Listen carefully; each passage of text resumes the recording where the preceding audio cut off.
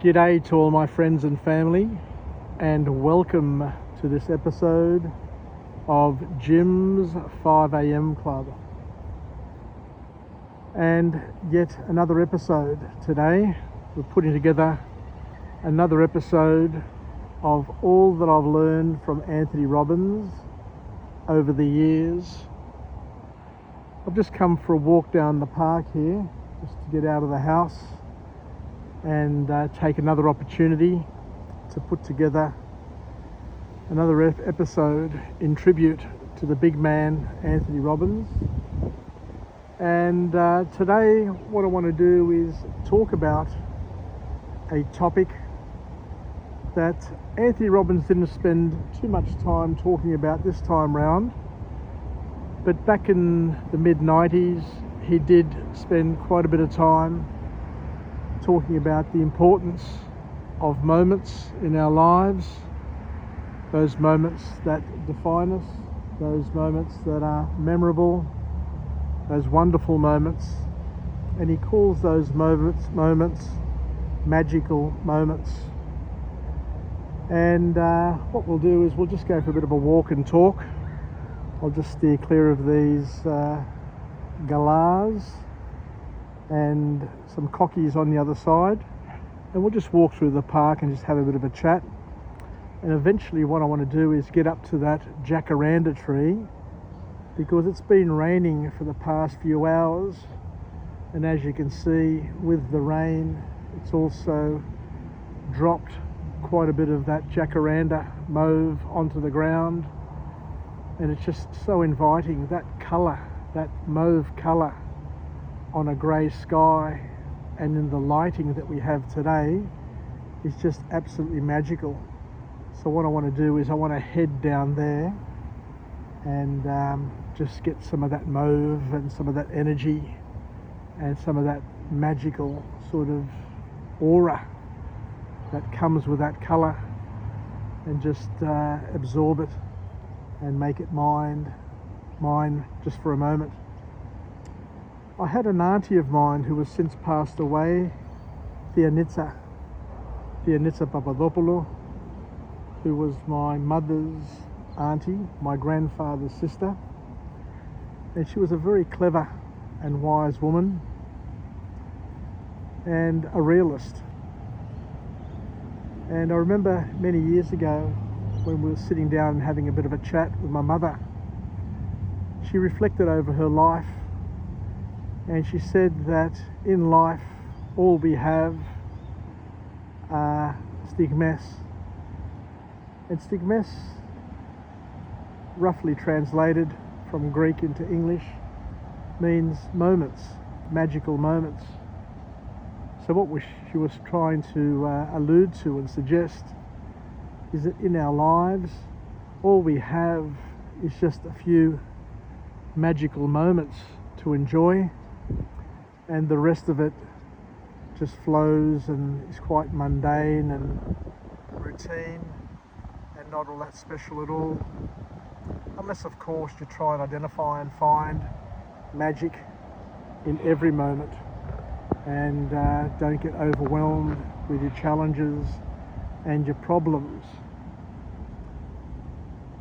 So as I said, Tony Robbins didn't talk about the magical moment concept too much at this conference here that we had, the UPW, that we all enjoyed. It was a wonderful get together where we had, believe it or not, around about 9,000 people or thereabouts who had congregated here in Sydney from about 70 countries, 69 countries throughout the world.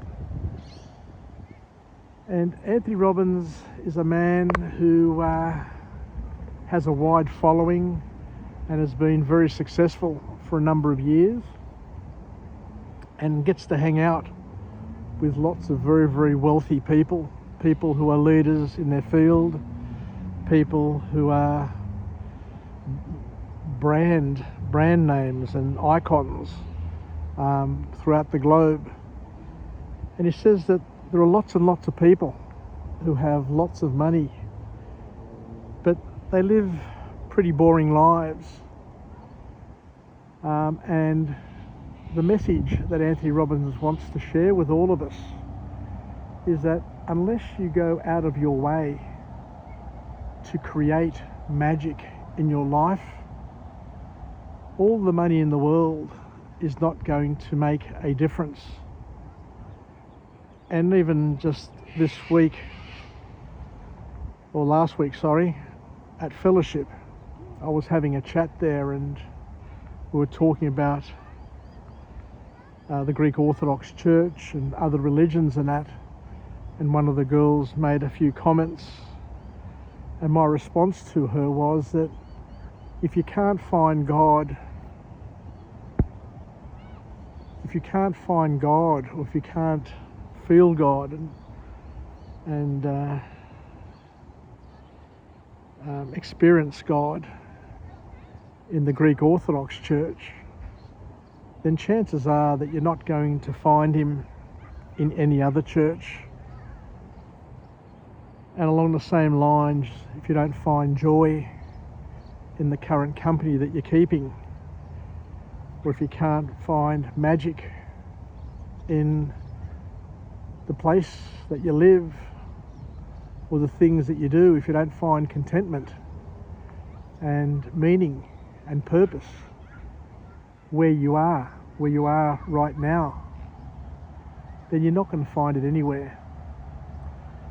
And Anthony Robbins reminds us that if you spend too much time in your past, or if you're spending too much time in your future, then you're going to be missing out on what's happening right here, right now in your life, and you're going to be distracted to the point where you don't get to enjoy the magic that abounds in your world at this point in time. And the point that he made there was that people with billions of dollars, people who are surrounded by wealth and beauty and glory, even they at times, or for most of their lives, are unhappy, they're sad, they're empty. So the message to all of us is that we need to try and make magic and to feel magic and to express magic in our lives at the place where we are at this point in time, or wherever you are. I remember my mother years ago also telling me that, if you scratch the surface, if you scratch any surface, what is below that surface is a whole new world. And that's why people, as I mentioned in one of the previous vlogs, people who have hobbies and are immersed in their hobbies and enjoy their hobbies are some of the happiest people alive, because they just keep on digging, they keep on scratching, they keep on finding, and they keep on expressing themselves and finding meaning in what they do. But you need to scratch, you need to dig, you need to keep on searching, because if you wait for life to come to you, if you wait for happiness to come to you, then it's not gonna find you. It's up to you to ask a simple question: what can I do right now to make this a memorable moment? What is the one or two things that I can add on to what I'm doing, where I am, to make this even more special? And sometimes it doesn't take much. It doesn't take much at all. But you need to ask yourself the question, what can I do?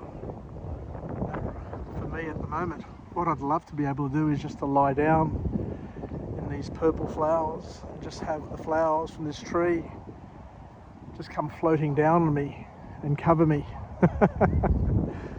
It's just, I just love this colour. I don't know how to express it. I don't know how to explain it. But this mauve, this particular mauve and this particular light that I'm experiencing now at this time of day just is so, I don't know, it's just so uplifting. It's just so calming at the same time. But it is something which is really special. So this whole concept of making the most of what you've got and trying to accumulate magical moments in your life so that you don't waste the moments. You can try and identify what you can do, what you can say, what you can encourage other people to do and say, so that we can all have a shared experience. Because it's these shared experiences that are the ones that are special. And that's why we are all called to get married. Not everybody's called to get married, but the majority of people, their calling is to get married, to have children, to have grandchildren, to be part of a family, to be part of a community. And the reason why we have that calling is so that we can have shared experiences.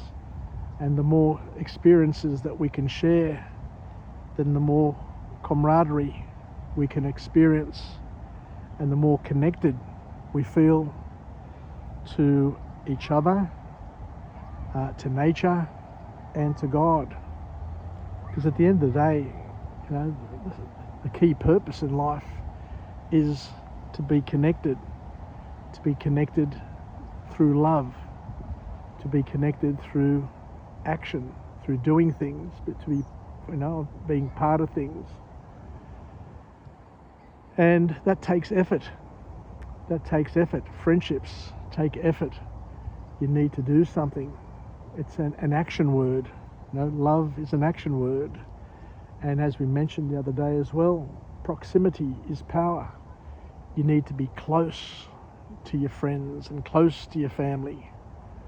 You need to be close to things in order to be connected to them and to feel as if you're part of something.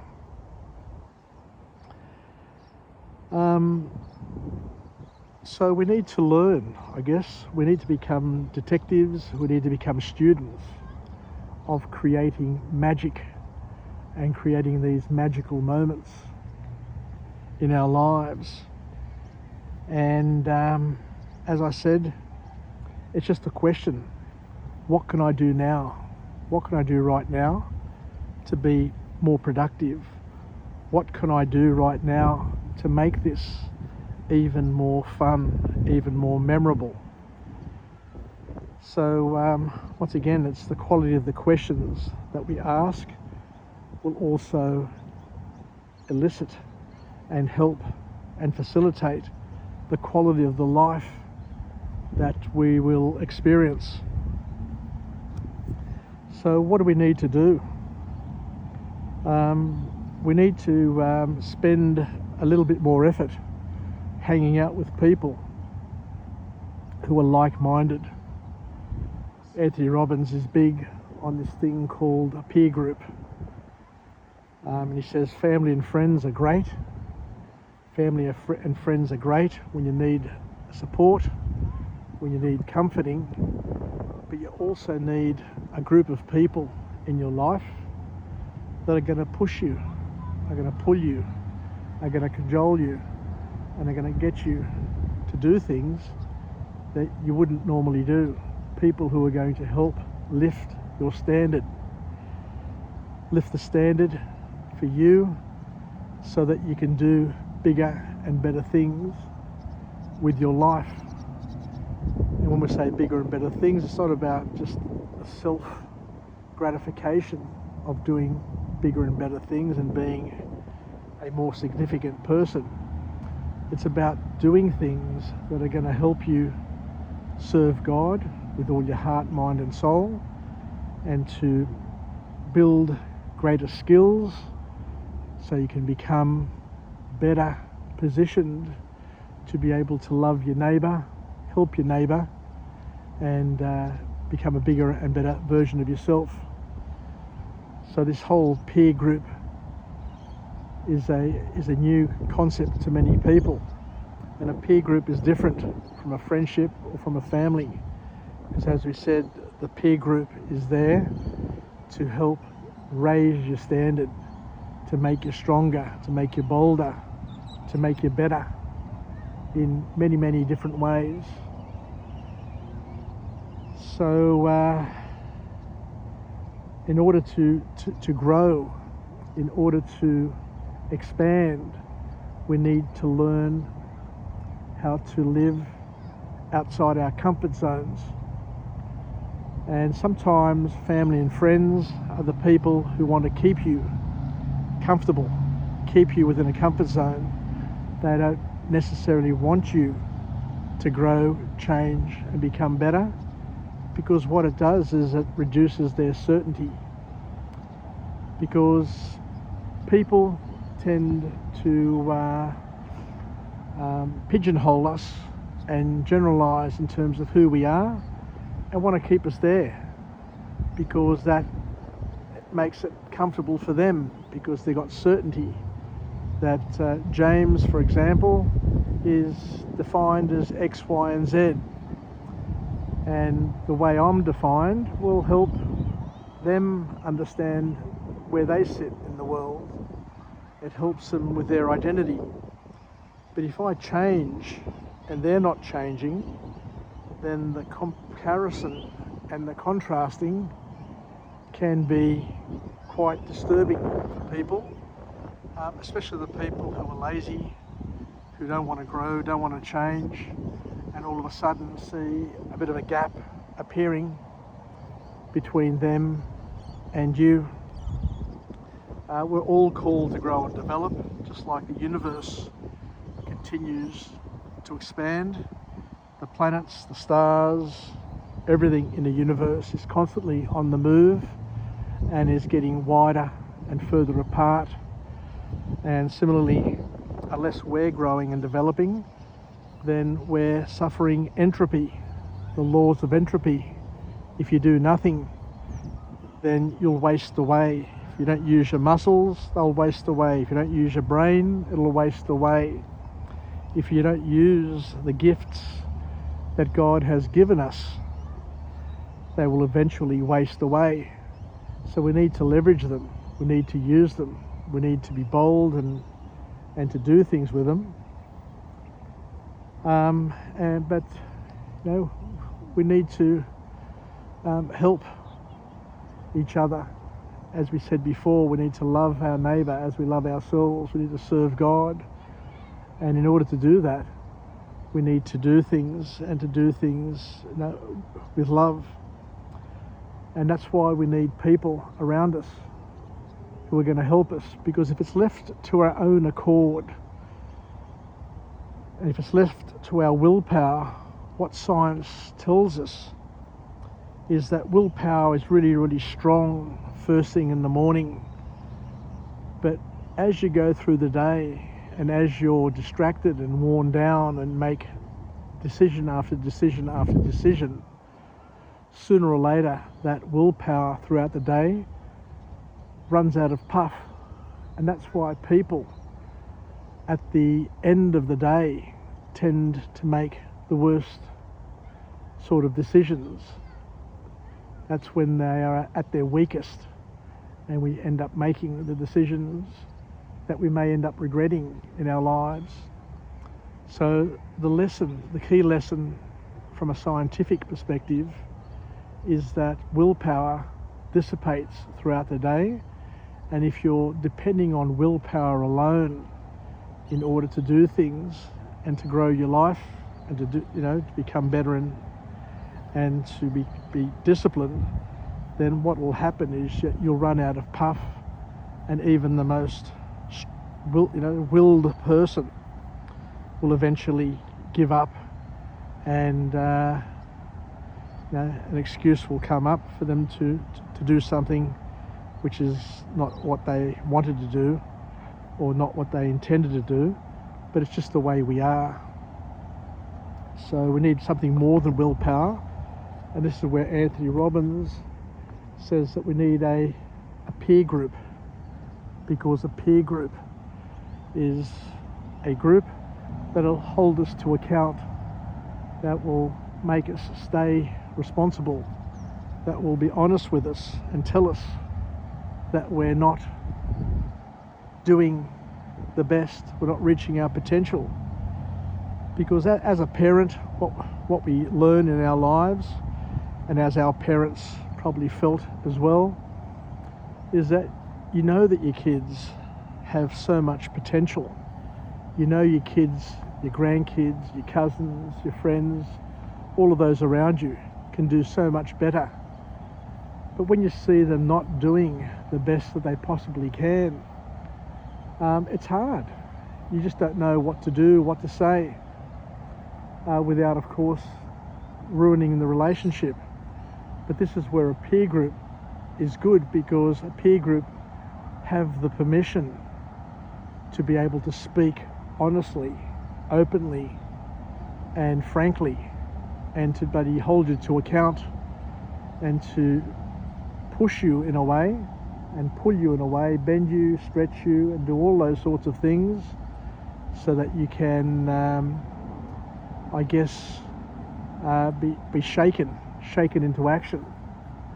I remember when I was at school at Newington College, there was a teacher there called Mr. Matthews, and sometimes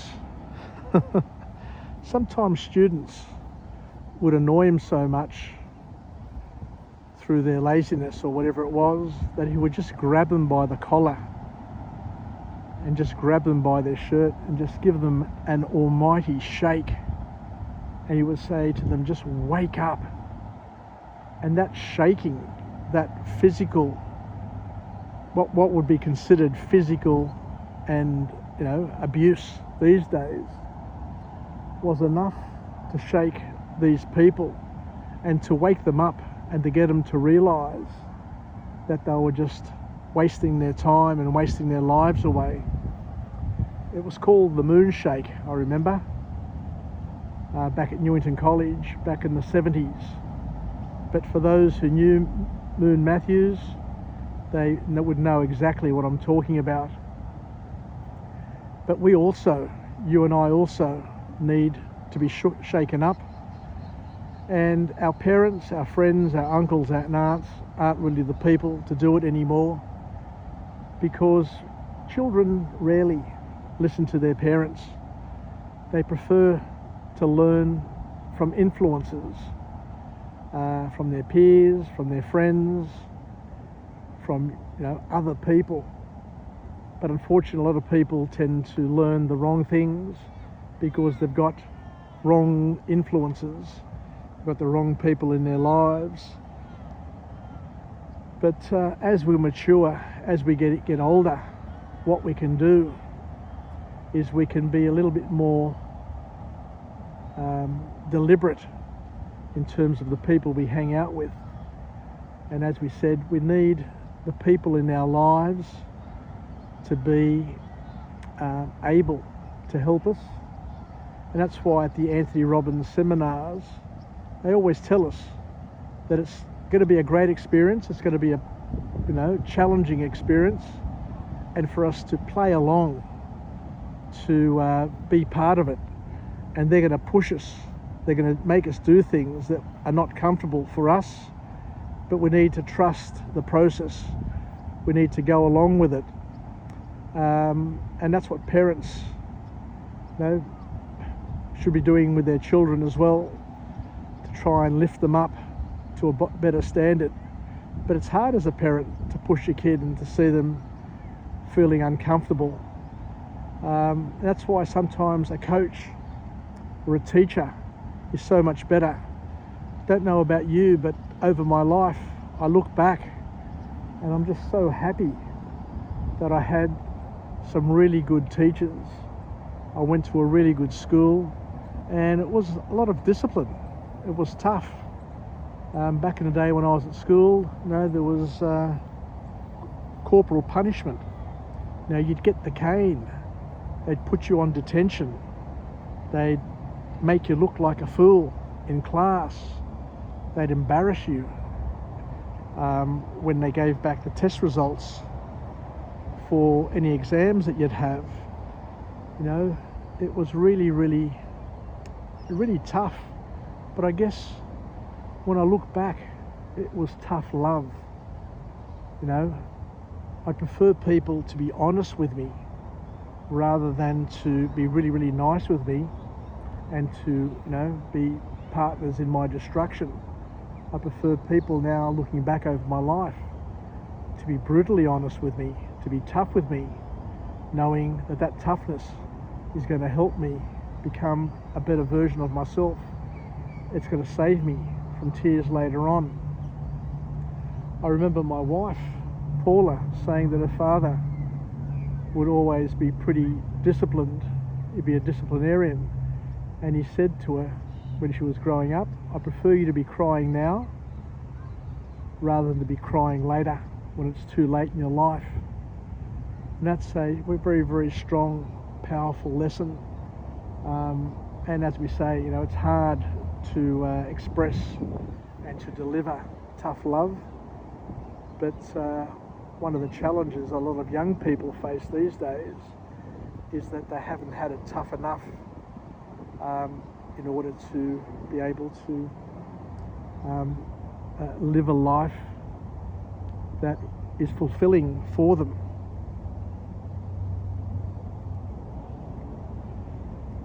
And the big man also says that if you're the smartest person in your group of friends, then you need better friends. If you're the richest person amongst the people that you hang out with, then you need different friends.